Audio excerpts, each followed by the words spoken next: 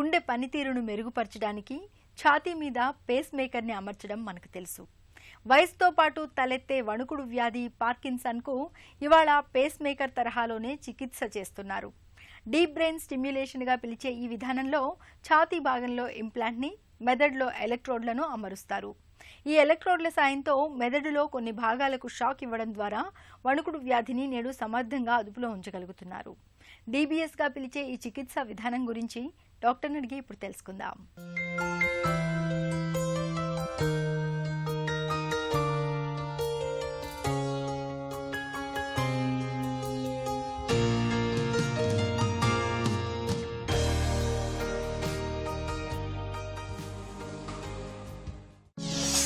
Deep brain stimulation అంటే ఏంటి? Deep brain stimulation అంటే ఛాతీలో ఒక ఇంప్లాంట్ అంటే పేస్ మేకర్ పెడతాం. ఎలాగైతే మనం కార్డియాక్ పేస్ మేకర్ పెడతామో అలానే brain pacemaker deep brain stimulation అంటే ఇందులో మెదడులో ఉన్న ఒక పర్టికులర్ పార్ట్స్ అంటే పార్కిన్సన్స్ తీసుకుంటే మన సబ్థాలామిక్ న్యూక్లియస్ కానీ గ్లోబస్ ప్యారలస్ ఇంటర్నల్లో కానీ ఆ డీప్ బ్రెయిన్ స్టిమ్యులేషన్ లీడ్స్ పెడతాం. వాటిని 2 వైర్ల ద్వారా ఛాతీలో ఉన్న బ్యాటరీ కమ్ మాడ్యులేటర్కి కనెక్ట్ చేసి వాళ్ళకున్న రుగ్మతని కంట్రోల్ చేయడానికి చేస్తాం. ఇది ఫస్ట్ ఆఫ్ ఆల్ పేషెంట్కి మనం ఒక 2 రోజులు అడ్మిట్ చేస్తాం. పేషెంట్ని అడ్మిట్ చేసి ఒక టీం ఉంటుంది, మా డీబీఎస్ టీం. అందులో మూమెంట్ డిజార్డర్ స్పెషలిస్టు అంటే movement stereotactic surgeon, psychiatrist, anaesthetist, cardiologist వీళ్ళందరూ ఒక టీంలో భాగం. అందులో పేషెంట్ కూడా ఒక అంతర్భాగమే.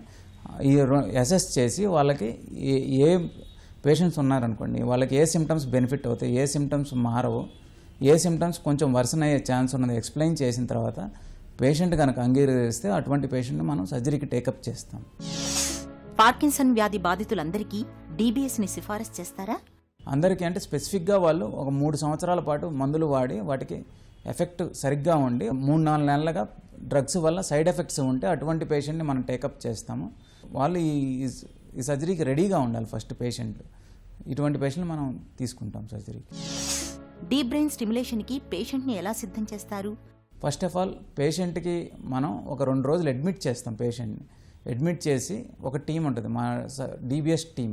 అందులో మూమెంట్ డిజార్డర్ స్పెషలిస్టు అంటే movement stereotactic surgeon, psychiatrist, anaesthetist, cardiologist వీళ్ళందరూ ఒక టీంలో భాగం. అందులో పేషెంట్ కూడా ఒక అంతర్భాగమే. ఈ అసెస్ చేసి వాళ్ళకి ఏ పేషెంట్స్ ఉన్నారనుకోండి వాళ్ళకి ఏ సిమ్టమ్స్ బెనిఫిట్ అవుతాయి, ఏ సిమ్టమ్స్ మారవు, ఏ సిమ్టమ్స్ కొంచెం వర్సన్ అయ్యే ఛాన్స్ ఉన్నది ఎక్స్ప్లెయిన్ చేసిన తర్వాత పేషెంట్ కనుక అంగీకరిస్తే అటువంటి పేషెంట్ని మనం సర్జరీకి టేకప్ చేస్తాం. మొదటగా ఎంఆర్ఐ చేస్తాము. ఎంఆర్ఐ చేసి మెదడులో ఉన్న ఇతరత్ర ప్రాబ్లమ్స్ ఏమైనా ఉన్నాయి అంటే అబ్నార్మల్గా వెజల్స్ ఉన్న వీటి వల్ల సర్జరీ టైంలో ఏమైనా ప్రాబ్లమ్స్ వస్తాయా అని చెప్పి అసెస్ చేస్తాము. దాంతోపాటు పేషెంట్కి పర్టికులర్లీ ఇంపార్టెంట్ అంటే పేషెంట్ బెనిఫిట్స్, కాంప్లికేషన్స్ వాళ్ళు యాక్సెప్ట్ చేయాలి. అది అన్నిటికంటే ఇంపార్టెంట్. సో వాళ్ళకి ఏ బెనిఫిట్స్ వస్తాయి, సర్జరీ టైంలో ఏం జరుగుతుంది, సర్జరీ ఎన్ని భాగాలుగా ఉంటుంది, ఎన్ని గంటలు ఉంటుంది అనేది ఎక్స్ప్లెయిన్ చేసిన తర్వాత వాళ్ళని సర్జరీకి టేకప్ చేస్తాం. డీబీఎస్ చికిత్స ఎలా ఉంటుంది? Deep brain stimulation surgery is an awake surgery. అది 2 భాగాలుగా ఉంటుంది. మొదటి భాగం పేషెంట్ అవేక్గా ఉంటాడు, రెండో భాగం పేషెంట్ అనస్థీషియా ఇచ్చి ఇంట్యూబేట్ చేసి చేస్తాం. మొదటి భాగంలో ఏంటంటే పేషెంట్ రుగ్మత అంటే అతనికి ట్రెమరు, రిజిడిటీ, బ్రాడికైనీసియా ఇవన్నీ తగ్గుతున్నాయా లేదా అంటే స్టిమ్యులేట్ చేస్తా వాళ్ళ పేషెంట్తో మనం కమ్యూనికేట్ చేస్తా అతను బెటర్గా ఫీల్ అవుతున్నాడా లేదా అనేది మనం కమ్యూనికేట్ చేసుకున్న తర్వాత ఏ భాగంలో అంటే మనం 4 లీడ్లు పెడితే ఏ లీడ్కి ఆయనకి మ్యాక్సిమం రెస్పాన్స్ వస్తే అక్కడ మనం ఫైనల్ లీడ్ పెట్టి అమర్చి వదిలేస్తాం. ఇది మొదటి భాగం. రెండో భాగంలో ఆ మెదడులో ఉన్న లీడ్లు ఛాతీలో ఉన్న బ్యాటరీకి కనెక్ట్ చేసే రెండో ఫేజ్. ఈ ఫేజ్లో పేషెంట్ని అనస్థీషియా ఇచ్చేసేసి కంప్లీట్గా మన కంట్రోల్లోకి తీసుకొని చిన్నగా బ్యాటరీకి కనెక్ట్ చేసేస్తాం. అది మొదట పేషెంట్ ఎన్నాళ్ళు వెంటిలేటర్ అవసరం అవుతుందంటే మోస్ట్ ఆఫ్ ద పేషెంట్స్ ఒక 2-3 గంటల్లోనే వెంటిలేటర్ నుంచి బయటకు వచ్చేస్తారు, నెక్స్ట్ రోజే నడుస్తారు. రేర్లీ అంటే పెద్ద వయసు ఉన్న వాళ్ళు కానీ అయితే డీప్ బ్రెయిన్ స్టిమ్యులేషన్ వాళ్ళకున్న ప్రాబ్లం ఎక్కువ ఉన్న పేషెంట్లు కానీ 1 లేకపోతే మ్యాక్సిమం 2 రోజులు వెంటిలేటర్కి ఉండాల్సి వస్తుంది. ఆ తర్వాత వాళ్ళు కూడా నార్మల్గానే నడుస్తారు. డీబీఎస్లో పేషెంట్ని ఎందుకు మెలకువలో ఉంచుతారు? పేషెంట్ని అవేక్కి ఉంచడానికి కారణం ఏంటంటే మనం మెదడులో ఒక 5 mm న్యూక్లియస్ అంటే ఎస్టీఎన్ సబ్థాలామిక్ న్యూక్లియస్ని మనం టార్గెట్ చేస్తే ఒక 5 mm న్యూక్లియస్ ఉంటుంది. అందులో సెన్సరీ మోటార్ జోన్ ఉంటుంది. అది ఓన్లీ 1 mm కానీ 2 mm కానీ ఉంటుంది. మనం 5 లీడ్స్తో వాటిని టార్గెట్ చేస్తాం. ఈ 5 లీడ్స్ స్టిమ్యులేట్ చేసి ఏ లీడ్ అయితే సెన్సరీ మోటార్ రీజన్ అంటే సెన్సరీ మోటార్ రీజన్లో ఆ లీడ్ ఉందంటే దాన్ని ఆ లీడ్ స్టిమ్యులేట్ చేస్తే మనకి పేషెంట్కి మ్యాక్సిమం రెస్పాన్స్ వస్తుంది. అతనికి ఉన్న ట్రెమర్ కానీ రిజిడిటీ కానీ లేకపోతే స్లోనెస్ కానీ తగ్గుతుంది. ఆ పర్టికులర్ లీడ్లో ప్లేస్ చేయడానికే మనం పేషెంట్ని అవేక్గా ఉంచుతాం. ఇది అత్యవసరం యాక్చువల్లీ. డీప్ బ్రెయిన్ స్టిమ్యులేషన్తో దుష్ఫలితాలు ఏమైనా ఉంటాయా? ఓవరాల్ మనం 100 పేషెంట్లు తీసుకుంటే 1% రిస్క్ ఉంటుంది. 1%లో కూడా 0.5% non life risk, 0.5% life risk ఉంటుంది. 0.5% నాన్ లైఫ్ రిస్క్ వచ్చి ఇన్ఫెక్షన్స్ రావటము, కొన్నిసార్లు మనం మెదడులో ఒక లీడ్ పెడితే అది అటు ఇటు మూవ్ అవ్వటము, ఇవి జరుగుతూ ఉంటుంది. అది నాన్ లైఫ్ రిస్క్ ఉన్న 0.5%. 0.5% వచ్చేసి లైఫ్ రిస్క్ ఉంటుంది. అంటే మనం ఎంత చూసినా కొన్నిసార్లు రక్తనాళాలు కానీ ఇవి కానీ డ్యామేజ్ అయితే రేర్గా, వెరీ రేర్గా ఈ రకంగా జరగవచ్చు. 3-4 రోజుల వరకు కొంత కన్ఫ్యూజన్లో ఉండటము, లేకపోతే నొప్పి ఉండటము, ఎక్కడైతే సర్జరీ చేస్తాం ఆ భాగం వాపులు ఉండటం, ఇవి నార్మల్ కాంప్లికేషన్. ఇవి అసలు కాంప్లికేషన్సే కావు. డిబిఎస్ ఫలితాలు ఎలా ఉంటున్నాయి? మనం పార్కిన్సన్స్ డిసీజ్ ట్రీట్మెంట్ సైకిల్ తీసుకుంటే లీవోడోపా అంటే 1967లో లీవోడోపా తర్వాత అంత లెవెల్లో వచ్చిన treatment deep brain stimulation surgery. Actually advanced పేషెంట్స్కి డీప్ బ్రెయిన్ స్టిమ్యులేషన్ సర్జరీ తప్పితే వేరే ఆప్షనే లేదు. ఒకవేళ మనం సర్జరీ చేయకుండా ఉంటే ఈ పేషెంట్లో 1.5 సంవత్సరం నుంచి 2 సంవత్సరాల వరకు వాళ్ళు బెడ్ రిడన్ అయిపోతారు.